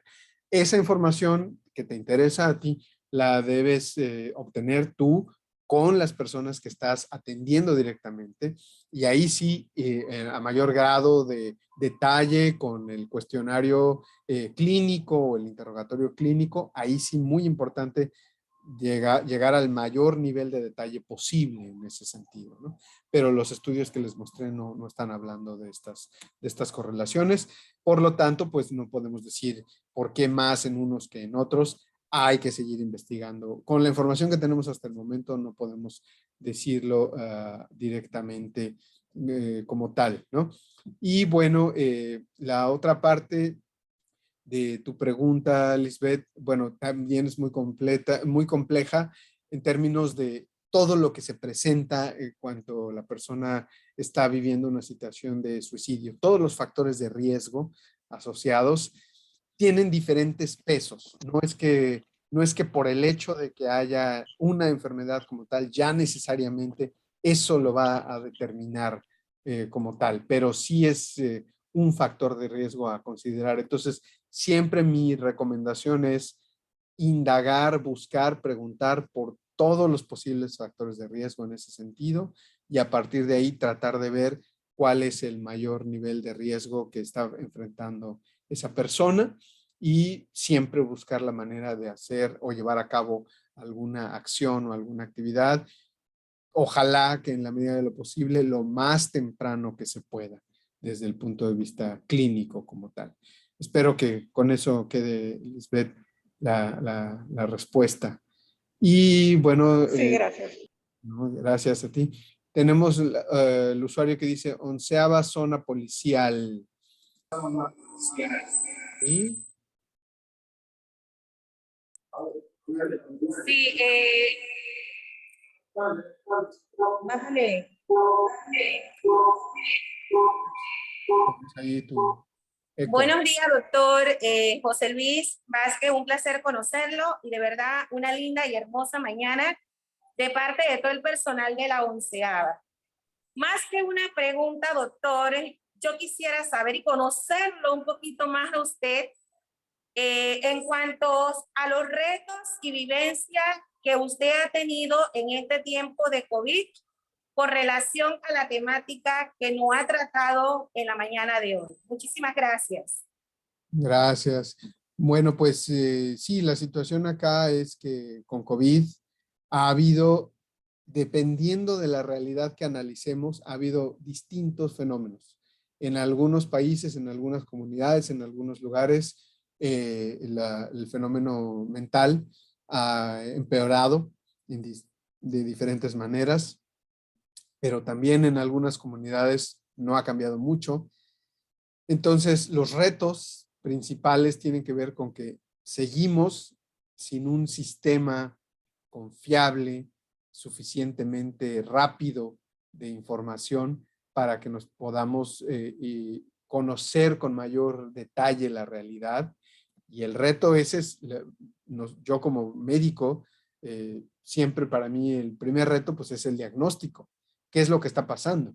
Y si no tenemos información con la cual generar un diagnóstico, pues es muy difícil, ¿no? En ese sentido. Entonces, el reto para mí, de principio, tiene que ver con que carecemos todavía de información suficiente y necesaria que deberíamos tener con otro formato. Pero bueno, ese es uno de los primeros retos. El segundo tiene que ver con la brecha digital. Muchísima gente no tiene acceso a Internet. O si lo tiene muy limitado, ¿no? Y eso hace que también el contacto con las personas en estas épocas de confinamiento, pues ha sido todavía mucho más restringido. Y cuando una persona pues tiene un grupo social o tiene un trabajo muy demandante o alguna cosa por el estilo, generalmente no hay tanta problemática, pero una persona que vive sola o que está enfrentando una situación de pérdida de empleo y todo esto, sin el contacto social, también se vuelve con una problemática muy fuerte. Entonces, buscar maneras alternativas de que no todo sea a través de Internet. También el asunto comunitario, ¿no? Las actividades en los centros comunitarios, las actividades en los centros culturales que necesariamente deben ser al aire libre. Afortunadamente en países tan lindos como Panamá, donde siempre hace calor, muchos días mucho calor y otros días poco calor, bueno, las actividades al aire libre se pueden siempre considerar, ¿no? No es así como acá en Washington DC o en Arlington, donde estoy yo ahora, donde cae nieve y el frío llega a ser a menos 10 grados bajo cero. Y bueno, aunque uno quisiera siempre tener actividades al aire libre para evitar mayor riesgo de contagio, pues es difícil o imposible en algunos casos necesariamente, ¿no? Entonces, siempre buscar alternativas ha sido otro de los grandes retos con los cuales nos enfrentamos.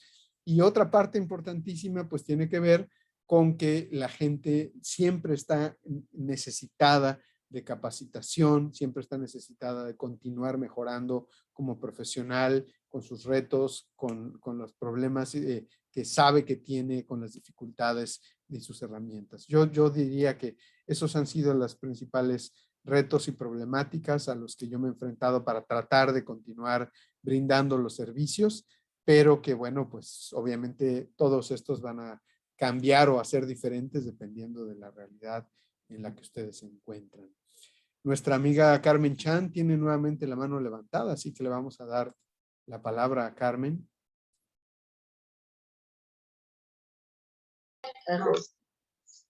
Buenas nuevamente.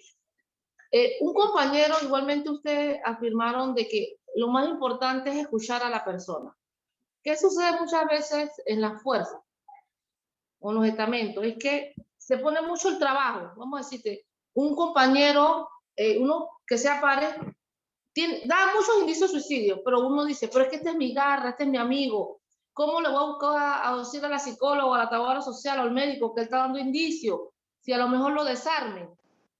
Si viene tiempo de ascenso y es tu superior o es tu jefe, pero es que, mire, puede pasar que la persona dé muchos indicios, porque hay un compañero ahí que ha pasado suicidios dentro de la fuerza, pero no lo hacen es por el miedo a no ascender, a ser desarmado, a ser estigmatizado, etiquetado o separado. Entonces yo felicito esta iniciativa que está tomando el Ministerio de Seguridad, es de romper con esos paradigmas, porque al final no se trata del puesto o del uniforme, se trata de la persona. y buscarles ayuda independientemente de que sea tu superior, tu subalterno, tu compañero. Oye, escúchalo y no solamente escúchalo, sino oriéntalo y trata que busca ayuda. Busca ayuda porque al final, ¿qué queda? La pérdida de la vida, ya se fue todo, se fue el ascenso, se fue todo. Sí, Gracias. totalmente. Totalmente, Carmen, muy importante ese comentario, muchísimas gracias. En el caso de las Fuerzas Armadas, están en mayor riesgo, todos. ¿Por qué? Porque tienen acceso a las armas, ¿no? Todos. Entonces, ahí es muy importante esto que les mencionaba yo, siempre pensar en grupos ya particulares.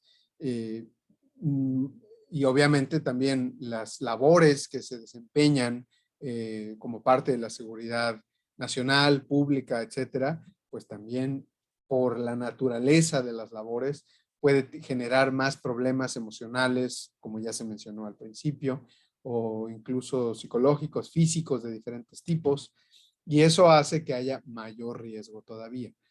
En el caso de las instituciones, lo ideal es que cada institución tenga un programa específico, así como se hacen chequeos de salud anuales, físicos o biológicos, ¿no? De los niveles de azúcar, los niveles de colesterol, etcétera, el electrocardiograma o lo que sea que se tenga, también debe de haber un componente asociado a la salud mental como tal directamente. Entonces, muy importante también identificar e ir poco a poco rompiendo el estigma y los paradigmas asociados a eso, ¿no?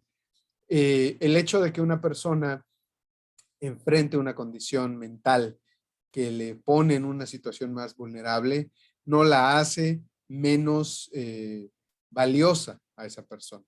Lo que sí la hace es más vulnerable y eso hace que nosotros tengamos que dar alguna respuesta para ayudar a esa persona en la medida de lo posible. Entonces, sí, mi recomendación ahí en ese sentido siempre va a ser desde la institucionalidad generar algún tipo de respuesta, si no existe una respuesta nacional, porque también va a ser muy difícil que alguien desde un centro en la capital del país se ocupe de toda la salud mental de todas las personas, de todos los lugares y las comunidades, sí hacerlo a nivel local, por ejemplo, ¿no? Donde están este grupo de personas en alguna comunidad más alejada o en alguna localidad más alejada, ahí también debe de haber espacios para la salud mental, espacios para que haya este abordaje de las problemáticas asociadas a estas, por supuesto, regidos o bajo la norma o bajo la guía de un programa, ojalá que nacional, ojalá que más amplio, pero sin duda que sí asegurarnos que haya aplicación de estas iniciativas y de estos elementos a nivel local, en el grupo más cercano de las personas. Y es importante romper el estigma asociado a esta problemática porque muy bien, como decía la compañera, pues el problema es que una vez que ya se presenta el fenómeno, ya no hay nada irreversible, ya es irreversible, ya no hay nada más que podamos hacer. En México usamos este refrán, ¿no? Que la gente dice, después del niño ahogado es que se quiere tapar el pozo. Y bueno, pues en muchos casos eso aplica a esta situación aquí, como que de pronto cuando podemos hacer algo, no lo hacemos en el momento adecuado y pensamos en hacerlo cuando ya sucedieron las cosas. Y eso es importantísimo que lo tomemos en cuenta nosotros para tratar de evitar en el futuro las consecuencias más directas o más graves asociadas a esta problemática, ¿no? En el chat veo que también hay muchas más preguntas, comentarios y también les agradezco mucho sus felicitaciones. Acá dice, buenos días, manejan rango de edad, esto ya lo comentamos. Los traumas de unas personas, cómo detectarlas, también ya lo comentamos. El suicidio, los pacientes con problemas de salud mental compensados y estables pueden intentar suicidio, sí. En algunos casos, aunque parezca que la persona está estable, siempre puede haber algo que le desestabiliza y eso puede suceder con riesgo. O se puede entender, mejor dicho, bajo la perspectiva del riesgo. Ahora, es menos probable que suceda, sin duda alguna, pero sí puede suceder. No es que nosotros demos por descontado que no va a pasar si la persona está estable, está tomando su medicamento, está acudiendo a sus consultas, está trabajando bien y todo. De la nada puede tener una desestabilización, sí, sí puede suceder. Igual que sucede con las personas que consumen sustancias psicoactivas, van a tratamiento y dejan de consumir durante un muy buen tiempo, pero un buen día es su cumpleaños, o se divorcian, o se les muere a alguien, o pierden el trabajo, ¿y qué pasa? Regresa el consumo, ¿no? Aunque hayan pasado muchos años, ¿no? Entonces, eso hace que siempre consideremos o debemos considerar la probabilidad, la posibilidad de que esto está sucediendo directamente. Entonces, sí, sí puede suceder. Es menos probable o menos posible, pero no lo descarten en ese sentido, ¿no? Gracias, excelente presentación. Pienso que mantener contacto con seres queridos y personas que puedan requerir apoyo, conversar con otros sobre el estado de ánimo y el afrontamiento de la situación ayudará a permanecer unidos en el momento de crisis frente al suicidio. Sí, sí, sí, puede servir totalmente. Y algo que siempre es muy útil, yo no conozco si en Panamá ustedes tienen alguna línea de ayuda o apoyo o atención telefónica, pero generalmente hay algún tipo de línea telefónica de ayuda. En algunos casos también hay chats, ahora por el WhatsApp, ¿no? Esto se lleva a cabo de manera muy común en muchos de los países y a través también del internet, ¿no? Quien hizo este comentario es la licenciada Elaine Sanz, del Trabajo Social del Servicio Nacional de Migración. Muchas gracias, Elaine. La Dirección de Fuerzas Especiales, Policía Nacional, dice, ¿existen estudios en población uniformada sobre el suicidio? Yo no conozco si existen estudios en población uniformada. Sabemos, como ya les decía yo, por el acceso a las armas de fuego, que es una población que se encuentra en más riesgo, pero sería muy importante tener esta información. ¿Quién debe de recopilar esa información? Pues directamente ustedes como instituciones que son, o personas que son parte de esta institución, buscar la manera de que así como se recopila información con respecto a otros fenómenos, se recopilara también con relación a esto. Fernando Villarreal, de la Inspectoría de Policía Nacional de Panamá. Tenemos hoy en día muchos casos de suicidio o autolesiones de niños y adolescentes, motivos de juegos electrónicos. Apenas el padre lo apodera, se lo suspenden. Medidas que pueden tomar. Gracias. Bueno, ahí muy importante que sí, desde el año 2012, 2013, la Organización Mundial de la Salud ya estaba empezando a considerar la dependencia a los videojuegos como una enfermedad mental y hoy en día ya está considerada como tal. Entonces es muy importante entender que una persona, si tiene una dependencia, ya un factor, el desarrollo de un problema clínico asociado a esta situación, pues sí es muy importante que le demos el tratamiento como con cualquier otra dependencia a sustancias como tal directamente. Entonces, ¿qué es lo que se puede hacer? Mi recomendación siempre va a ser busca de ayuda profesional, sobre todo porque no es fácil manejar esta situación ahí, ¿no? Y bueno, muchas gracias. La importancia de la intervención a nivel de prevención y la empatía y la solidaridad ante la población de irregulares. Sí, también por supuesto que supongo que te refieres a población en situación irregular legalmente, ya sea personal privado de libertad, personas privadas de libertad o migrantes irregulares, por ejemplo. Claro, muy importante identificar factores de riesgo en estas poblaciones. Gracias, S. Trujillo. Y dice aquí José Aparicio, psicólogo de la Policía de Los Santos.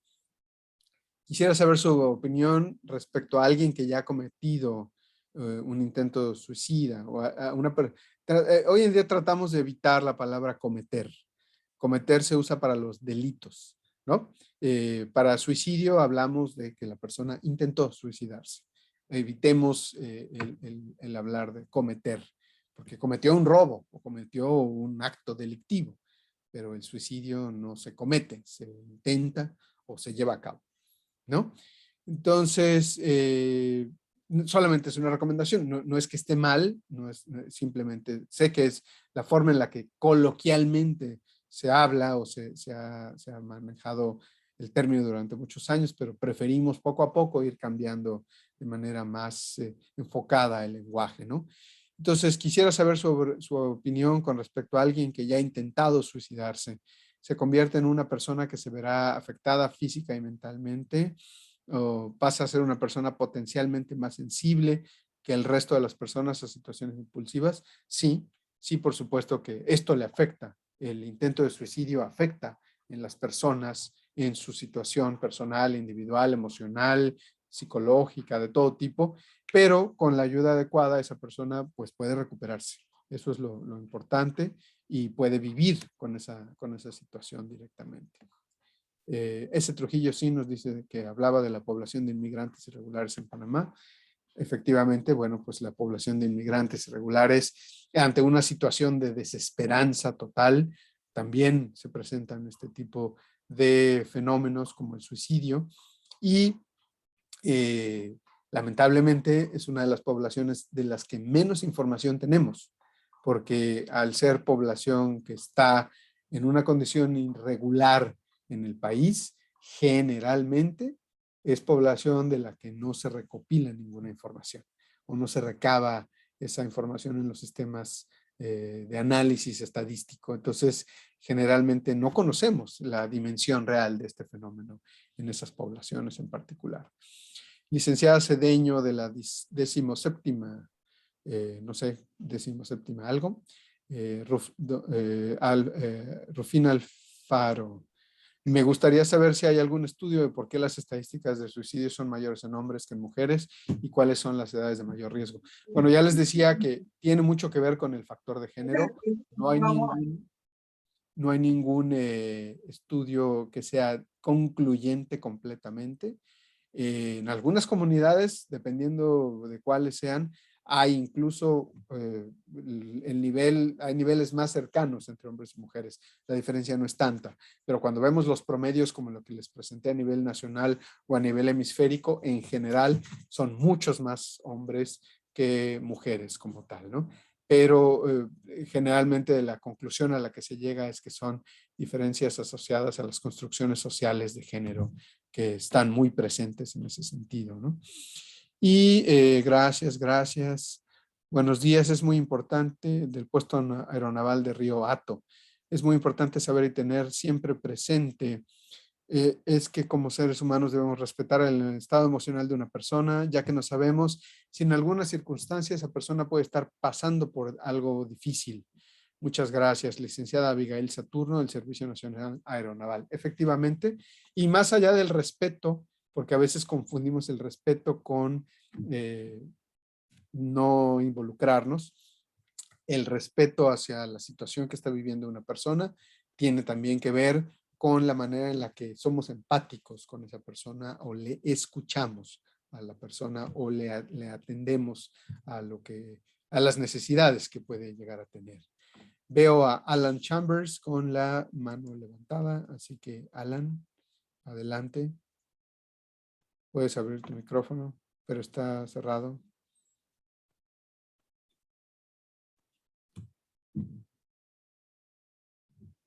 Alan Chambers, tienes que abrir tu micrófono.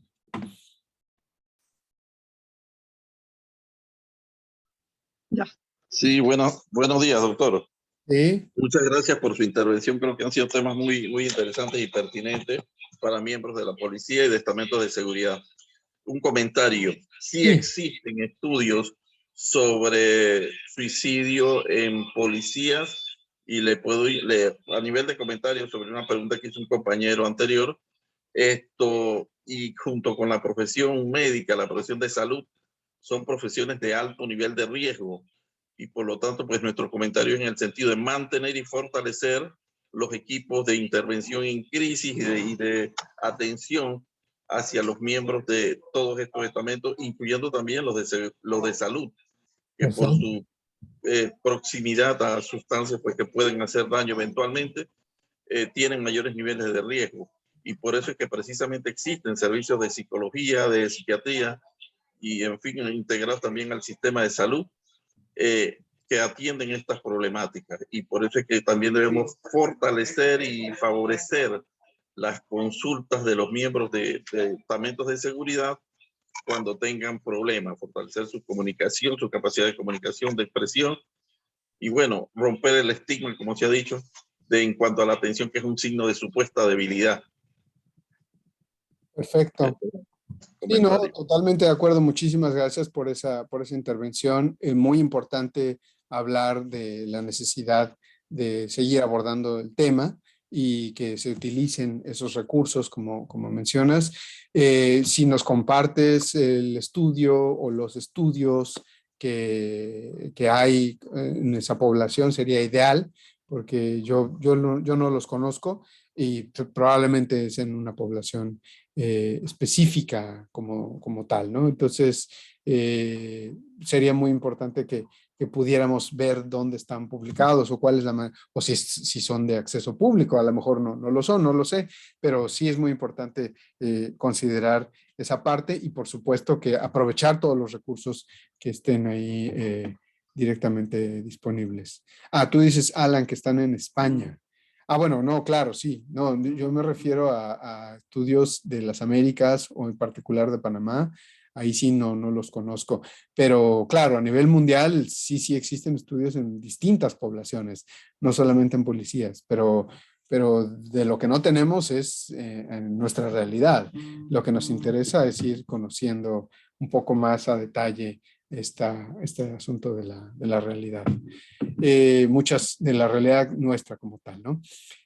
Bueno, vamos a ir terminando porque ya también nos hace el honor de estar con nosotros la licenciada Giselle Maitín en la sala, y nada más leo los últimos comentarios y le vamos a ceder la palabra a la licenciada para que haga su cierre también con las palabras, y además les agradeceré yo muchísimo a todas y todos ustedes su atención el día de hoy y que se hayan quedado a lo largo de esta conversación que hemos tenido por aquí como nosotros, ¿no? En una evaluación de actitudes básicas se puede perfilar un comportamiento suicida. Se podría, siempre y cuando se utilicen los cuestionarios adecuados. ¿Cuál es el mejor cuestionario? Preguntarle directamente a la persona. Existe el mito de que si yo le pregunto a la persona, ¿usted ha intentado suicidarse?, le voy a dar la idea. No. Lo mejor es siempre preguntar. ¿Usted ha intentado suicidarse? Probablemente sea difícil hacerlo así de buenas a primeras, pero es muy importante que, ya que estamos en un contexto clínico, en un contexto de reporte, en un contexto de privacidad, donde a la persona también le estamos preguntando por otras cosas de su intimidad, pues sí se puede hablar de estas situaciones. A veces son temas que creemos tabú, pero se tienen que tocar necesariamente. Al igual que yo le pregunto a la persona por su menstruación, por ejemplo, o sus hábitos de la conducta sexual, ¿no? Porque también son relevantes para su salud. O también le pregunto sobre su consumo de sustancias, ¿no? Hay una serie de situaciones que tengo que abordar, que son temas difíciles, pero que sí se tiene que ir abordando, y que después de estas primeras preguntas vienen también una serie de intervenciones que son guiadas. Ahora, eso sí, si yo pregunto, tengo que saber qué hacer con la respuesta. Si no sé qué hacer con la respuesta, lo mejor es, yo no pregunto, pero le pido a alguien que sí sabe que pregunte. Eso es importantísimo, porque ya que tengo la respuesta, sí, ¿qué hago con eso? Eso es lo que tengo que saber hacer directamente. ¿Cómo afecta a las personas que padecen enfermedades terminales? Ya les decíamos que sobre todo lo que tiene que ver con el dolor hace que las personas se sientan desesperanzadas y que piensen que la única manera de terminar con el dolor pues es terminar con la vida como tal. Y en la pandemia pues esto se ha recrudecido en algunos casos, ¿no? He conocido casos donde estas acciones de quitarse la vida lo hacen cerca de familiares. ¿Existe alguna explicación? No necesariamente, no tenemos una explicación. Se tienen registros y bueno, hay una serie de diversidades y variedades en las cuales las personas llevan a cabo estas conductas, pero bueno, pues no es que tengamos una explicación como tal. En el tema de celulares en los jóvenes, hoy en día más en los menores, que a veces los padres temen al quitarle el celular a que puedan tener alguna tendencia al suicidio. Bueno, si ya están ustedes determinando que hay algún grado de dependencia, por ejemplo, al celular o a los videojuegos, lo necesario es buscar ayuda profesional, porque ahí sí, como ya les mencioné yo, se puede generar un trastorno de dependencia, ¿no? Buenos días, muchas gracias. Realmente muy importante discutir el tema, porque hay un porcentaje importante de la población afectada como derivado de lo que se vive a nivel mundial.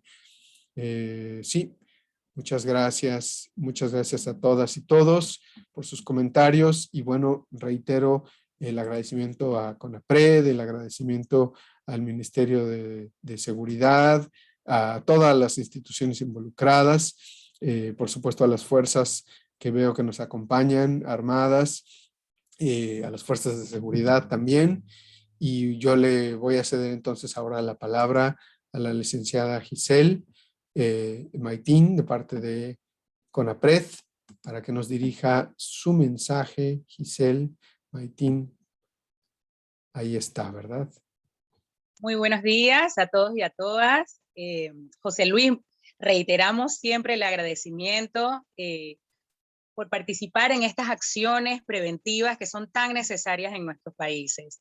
Bienvenidos a todos los participantes. De verdad que creo que ha sido la utilización del tiempo más eficiente que he podido. No pude entrar al principio, pero he escuchado tantas intervenciones y tantas preguntas que dije, no, esta actividad tiene como para una segunda y tercera parte.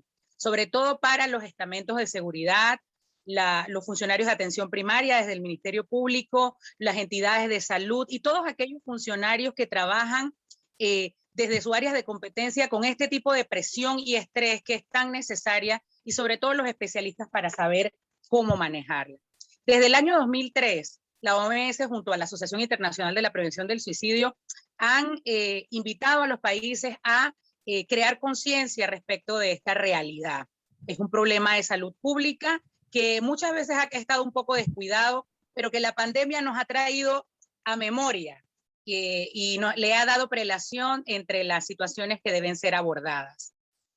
Nosotros desde la CONAPRED siempre apostamos por las estrategias de prevención, entendiendo que siendo el suicidio un tema de salud pública, debe ser tratado desde las instituciones como lo que es.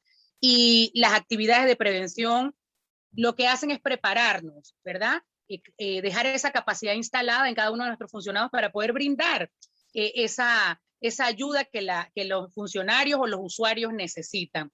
Pero para ello tomo la palabra de José Luis diciendo que es necesario la creación de los programas, que cada una de las instituciones se comprometa a tener estos programas, a tener el personal capacitado para el abordaje. Eso es supremamente importante, entendiendo que el lema de este año es crear esperanza a través de la acción. Y si nos vamos al significado literal de esperanza, es crear en esa persona la confianza de poder crear algo, de poder lograr algo. Las personas que tienen ideas suicidas pierden esa esperanza, pierden esa confianza en lo que pueden hacer, ya sea por la labor en la que desempeñan o ya sea porque han sido sometidos a un estrés, a un dolor, etcétera. Y sobre todo en esta pandemia, en estas nuevas circunstancias que vivimos desde el año 2020, pues eso se ha proliferado. Es por ello que la celebración de este día a través de actividades de prevención resulta tan importante y tan determinante para nosotros en nuestro país y en la región. Agradecemos infinitamente a la Comisión Interamericana de Control de Abuso de Drogas, especialmente al área de reducción de la demanda, a la señora Jimena, a ti, José Luis, por apoyarnos siempre en estas iniciativas que hemos trabajado en coordinación con el MINSEC, que tiene la iniciativa y nosotros pues le hemos brindado la colaboración y el apoyo para que esta actividad se haga realidad. Siendo pues el Ministerio de Seguridad uno de los comisionados de la Comisión Nacional, trabajamos siempre en conjunto y procuramos pues brindar las herramientas necesarias para que podamos dejar en cada una de las instituciones esa capacidad instalada para trabajar en armonía y en colaboración. De verdad que ha resultado súper práctica y de nuevos conocimientos también, sobre todo para nosotros que no trabajamos directamente con las personas, pero viendo la necesidad inminente de capacitar a aquellos que sí lo hacen para que puedan dar las respuestas correctas en el tiempo oportuno. Así que muchísimas gracias, José Luis. Yo les deseo a todos los que participaron de esta jornada que ahora pongamos en práctica los conocimientos adquiridos en beneficio de nuestro prójimo. Muy buenos días y que pasen una excelente jornada. Muchísimas gracias, licenciada Maytín. Y bueno, para nosotros también es Agradecemos la participación del doctor José Luis Vázquez Martínez por dedicarnos su valioso tiempo y dedicación con tan importante exposición. De igual manera, agradecerle la participación de su excelencia Ivor Pití y de la licenciada Giselle Maytín. Le exhortamos sean agentes multiplicadores de este importante tema. De esta manera damos por culminado este conversatorio virtual. A todos, gracias por su participación. Que tengan un buen día. Feliz viernes. Muchas gracias a todas, a todos. Y también a nombre de la CICAD y del secretario ejecutivo de la CICAD, el embajador Adam Nam, y de Jimena Kalapsky, que mencionaba también Giselle, y a las compañeras y los compañeros que se conectaron el día de hoy. Nos mantenemos en contacto y comunicación y sigo a las órdenes, y sobre todo gracias como siempre a Panamá y en particular a CONAPRED por ser este vínculo que nos permite continuar trabajando para una mejor salud para todas y todos. Muchas gracias, que estén muy bien. Hasta luego. Gracias.